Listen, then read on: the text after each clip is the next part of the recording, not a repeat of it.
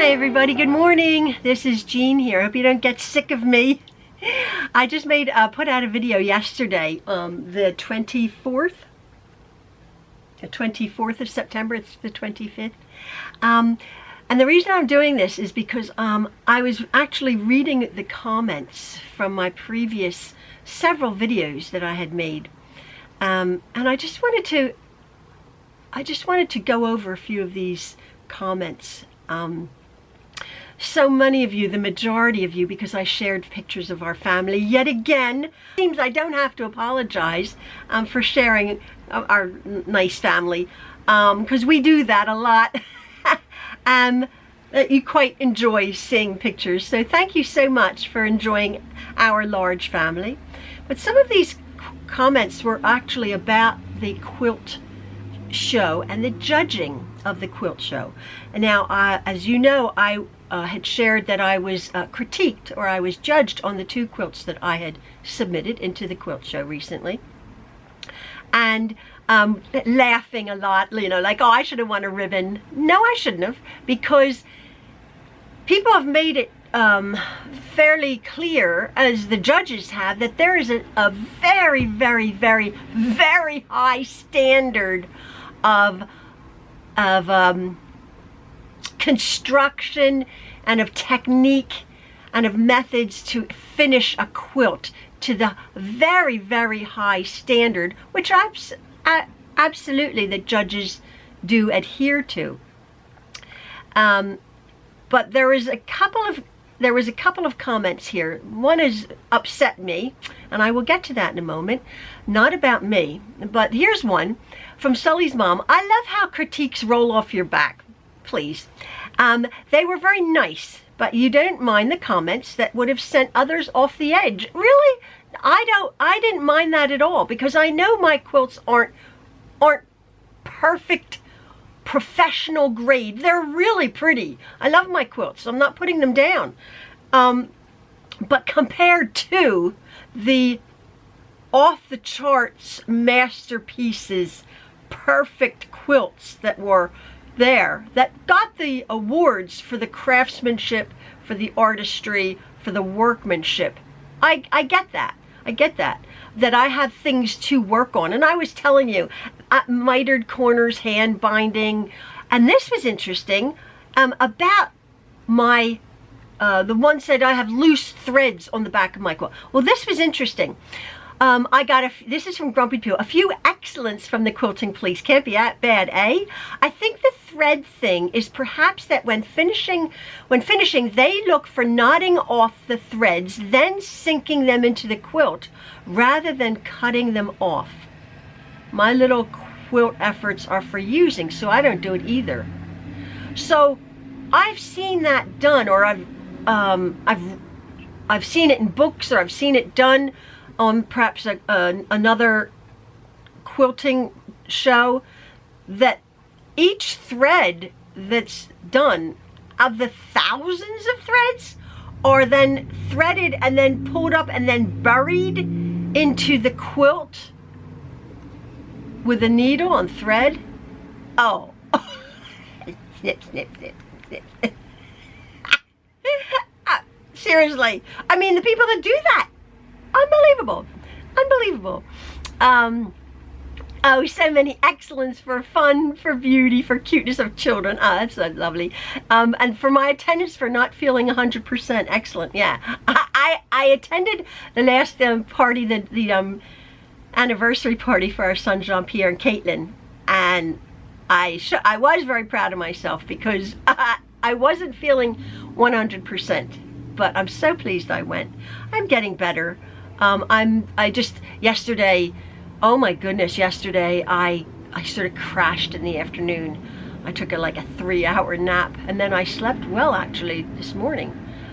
So yeah, I'm still needing my rest, and I'm taking it easy. This is interesting. Liz Johnson in the UK. She loves my quilts. They are amazing. If you can look at the G's Ben's quilts, they're in celebrities' houses. They're certainly not perfect, but they are beautiful. The G's Ben's quilts are made by a group of ladies. Was it years ago, or was it now? I'm not quite sure. In the South here in America. And they're just explosions of color and pattern and sort of all over the place. But yeah, because they're very popular. But this one, Connie Hubbard, 8 hours ago. I'm so sorry, Connie. You do amazing work. My preteen entered her quilt in our fair. Oh my, those ladies burned her. Horrible face, never again. Now that makes me mad. That makes me mad. Who, what person, what lady, what quilt judge, what quilt police, yeah, I'm calling you out, folks, would critique or judge a preteen's quilt in its fair, in a lovely little county fair, was it? I'm not sure, but who would do that? Who would actually put down, and her words burned her? A preteen, a 10-year-old, an 11-year-old, wanting to sew some squares together and do some squiggles. Obviously not perfect. The beginning of her quilting journey, never again. Talk about knocking somebody down. That just makes me mad. That made me angry. I thought, I can take stuff. Who cares? Who cares? I should have won a ribbon. No, I shouldn't have. But that's okay. It's cool. These quilts are, like I say, off the charts. But for a young girl, boy, oh boy, don't let me meet those ladies. Joking. But seriously, how terrible is that? How absolutely terrible is that? And there were quite a few people here saying, I'm using my quilts for, to snuggle with, to love. That's what it's all about. These masterpieces are wonderful. Not putting them down. Awesome, fantastic. I've said this before in every quilt show I've gone to. They're fantastic works of art. Would I necessarily want to cuddle with them or have my dog, if I had a dog, or a cat, if I had a cat, come up on my quilt that I've just spent 3 years making, or long arming or appliquing? I was just watching a YouTube, something popped up on my YouTube thing. A woman, it took 3 years to make this applique quilt. It's a stunning work of art that she's won about 7 ribbons in different venues. So would that quilt be one that you'd toss in the wash because it's been out by the campfire? I don't think so. My quilts are like that. This is interesting from Linda Izzard. I love your quilts. Thank you. I admire that you had them juried. I think judges nitpick and are also so used to seeing professional long arm quilting that they hold the bar too high with domestic quilting. Again, with the threads, I think they expect you to bring the bobbin thread to the top and then bury the threads by hand using a threaded needle. Again, I've never done that, but that's interesting. Long arm, there's whole 2 different schools of thought. Can you get incredible precision from a domestic machine, pushing your quilt through with your own quilting stitches, as opposed to a long arm that perhaps has a computerized set pattern on it, or even an incredibly talented long arm artist who can do these incredible neat ruler works and all sorts of things. I think, it's comparing apples to oranges, really. Domestic quilting, although one of the I think a world winner, you might remember it. It was a red, white, and blue quilt. Was it Let Freedom Ring a couple years ago? I saw it in person at a quilt show. And it was on the front of a magazine. I'm sure you quilters know which one I'm talking about. It was a double-sided quilt. That woman did all the quilting on an old, like 25-year-old Bernina machine. So just a regular domestic machine. Unbelievable. But that, again, is stratospherically talented. Unbelievable. That's 1 in 10,000 people, 1 in 100,000 people that can do that caliber of work on a domestic machine. So again, the judges are judging these unbelievable works of art that perhaps have had a little bit of help. This is me. This is sour grapes. Just a few other comments I want to say regarding your quilt critique. Maybe you've had too many oh shiny moments. Maxwell and I laughed about that. Oh, shiny. I get distracted. Yeah, walk away and just cut a thread. Maybe I did have loose threads. No, I didn't. I did not have loose threads. Oh, this is what I wanted to address. And it completely off the track. But, oh, shiny. This is from Elizabeth Andress. Hi, Jean. What beautiful quilts you produced. Thank you. The snowflake quilt was it was original. And I did get an E for excellent for my originality. Thank you so much for sharing your results. I love hearing about your family. And we all love being able to express our love for our children. Jean, may I ask, if all this time later, do you miss your china collection? Well, I have something to share with you. I was going to share it, but it's just happened. It's funny that. How it's been put out there. If you remember, we had lost our home in a natural disaster 3 years ago, September 1st, 2021. We lived in a home that was hit by a tornado and a hurricane and flooding. And we escaped with our lives. You people remember that. Well, in the basement of that home, because we had just moved just a few months earlier from our family home of 30 years, where I had a beautiful dining room and I had lots of china, beautiful, beautiful china, good china. We didn't have room for it in this more open plan house that we had moved to, as opposed to our separate dining area. So that china, most of it was in storage in our basement, waiting for a china closet or something.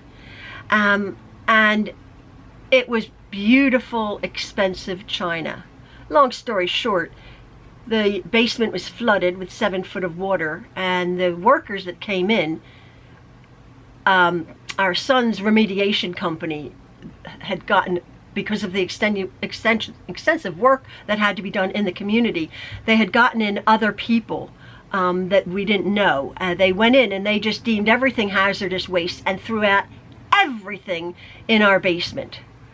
Lots of embroideries, lots of family pictures, lots of china, lots of beautiful all of Maxwell's hockey equipment, all sorts of things, clothing, everything that was covered with floodwaters. I get it, but my china, I'm thinking, oh, it could have been washed. Anyway, I mourned the loss of my china. I really did. So, Elizabeth, do I still miss my china collection? Absolutely. That was beautiful china, which meant a lot. But about 3 months ago, I was on Facebook Marketplace, and my original china was actually blue. It was a beautiful Royal Albert enchantment. I have a few pieces of it left. And it's interesting, I don't like blue, but I love this china. And I had a 12, almost 16 piece place setting, worth thousands of dollars, which was actually a present for our 20th anniversary. Anyway, I was on Facebook Marketplace, and I saw, popped up, I saw close by a lady selling some beautiful blue spode china, a place setting for 12, with all sorts of demi-tasse cups and soup tureens, and beautiful, beautiful, for not a lot of money. Facebook Marketplace. It was obviously, and it turned out to be her grandmother's, and she was sorting it out. And just what I need. I don't need china. I don't need a place setting for 12 china, a blue china. Oh, I looked at it and I just thought, oh, we have zero place to put it. Our old house here, though, we have an old house, is sort of full up. But I just said to Ian, I showed it to him. And he doesn't miss our china as much as I miss my china. 3 years later, I still think about it. But I'm like, oh, look at this pretty china. Go figure, it's blue. And he immediately said, well, get in touch. We're going to go buy it. So I said, I was thinking, well, we don't have a place for it. We had donated all of our beautiful dining room furniture, 2 massive buffets, which I had all my china in, and my beautiful china closet, my glass-fronted china closet in our original home when we moved 4 years ago. I'm thinking, well, where are we going to put it if we do buy it? Anyway, we met up with this woman in a parking lot, and Ian bought it for me. This beautiful china, and sure enough, it was her grandmother's, all wrapped up and beautiful. So I very carefully had it, I put it all out, and I actually put it down in our basement safely. We have a beautiful worktop down in the basement, so I could wipe all of the bits off and everything. But I'm like, we don't need this. We don't need it, but it's so beautiful, and it just so lovely. So I was saying to Ian, we had the china down in the basement for me to admire because I didn't have any more surfaces. I said to Ian, you know, let's go down and look at the china. Silly. It's silly, but it's not silly. And he said, go on Facebook Marketplace and look for a china hutch. So, brown furniture. Who wants brown furniture? Nobody wants brown furniture. Long story, even longer, we bought two china hutches, one smaller one, 100 years old, and one a little bit larger one, about 50 years old, for $25 each. That's it. Beautiful, and I'll put up some beautiful pictures of, we had to rearrange the furniture. I got my original little bits of china out into the small one, and the few bits that I had, a larger china cabinet that we had, that Ian bought. Again, very close by, 50 bucks. And the china was not that expensive, a couple of $100. So I was just so very thrilled. We rearranged our entire family room and our front room to accommodate my china. So Elizabeth, do I miss my china collection? I miss my original, but every time I look at my china, my new china, which is old, which is from an older woman who had collected her set, it just fills me. It just fills me. It really, really does. So thank you. That's making a long story really long. Oh, this is so funny. Oh, dear Haley. Oh, where's Haley Bear? Our granddaughter, when we got to the party on on Saturday, our granddaughter Haley. Here we go. Haley's funny. Hey, Nana. Love you. I love the quilts. I hope you also loved my 4 outfit changes during the party. Haley, I think I put a picture up of Haley. Here she is. It was just turned 13. She's gorgeous. She changed 4 times. I remember 3 times, Haley, if you're watching this. Your black with your black top with your jeans, your yellow shirt with your shorts, your red shirt with your shorts. I can't remember your 4th outfit. Every time I turned around, Haley was wearing another outfit and another shirt. It was so funny. She commented, I love you, Haley, so much. And there's just one more. I don't want this to go on. Oh, it's going on long enough. I'm sorry. There's this one more about what I was talking about. Let me just see. Hey, Margaret Newman. She's just returned from their family trip in the U.S. They covered 2,000 miles. Oh, my goodness. Our National Quilt Show in Birmingham this August was also quiet compared to previous ones. Traders are not showing up due to the enormous cost of retail stands. Now again, I want to find this one. I'll just find it in just a second. So here's the comment that I had read it to Ian, and he said, you must share that with your viewers. This is from somebody I don't, she's never commented before. You know who you are, asked to death. Jean, watched your video of the PA Quilt Show in Oaks. You mentioned the vendor that used to have the sign on his back, an older man. That was Jane and Alan from Fieldstone House. I do remember that name, Fieldstone House. They retired about 6 years ago. During COVID, so many vendors just made the decision to retire. I had said that because at the Quilt Show there were tons of machine vendors, not a lot of fabric vendors, and not a lot of people there. A whole different tone of this quilt show. They had been contemplating it, but COVID made the decision for them. This year, I've had 5 vendor friends retire. Every vendor I've spoken to have drastically cut back on shows. Guild shows are cheaper to vend at rather than the big shows. So many of the quilt shows are finding themselves with less vendors and even less attendees. Booth rent for vendors and travel expenses have forced the cutbacks. It's cheaper to stay home and sell online. Attendees are getting tired of the higher admission fees and having to pay for parking at some shows. Hotels double their rates at some shows, making the day trips for quilters rather than week-long trips. Plus, having multiple shows in the same area affect the attendance. Vendors have to choose and hope they choose the better show. During an election year, sales are affected for vendors. I know we can all agree that no matter how many vendors there are at shows, the quilts are always outstanding. We all have our fingers crossed that things improve after the election. But we acknowledge that our demographic is aging out and it can't bring in younger quilters. And if we can't bring in younger quilters, this industry will continue to suffer. It's hard to do when it's now so expensive to be a quilter. So I think that sums up the points that everybody was making in their comments for the last few videos that I've put up concerning and about the quilt shows. Less people, less vendors, the cost of things, the demographics aging out. I did say that, hoping I wasn't stepping on anybody's toes, but I do feel that that's just a given. It can't bring any in it, and if we can't bring in any younger quilters, the industry will continue to suffer, and that's hard to do when it's now so expensive to be a quilter. So, not to end on that note, but thank you very, very much for those observations. All of you, thank you. We will again continue to be going to the quilt shows to see the beautiful quilts that people have made in this inexpensive.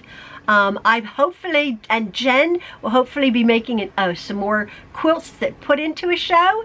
See how we are critiqued. I'm not going to bury my threads, folks. I'm not going to miter a million scalloped corners, so I won't get a ribbon. But you guys like my quilts. Thank you so much, and thank you for sharing my family with me as I do.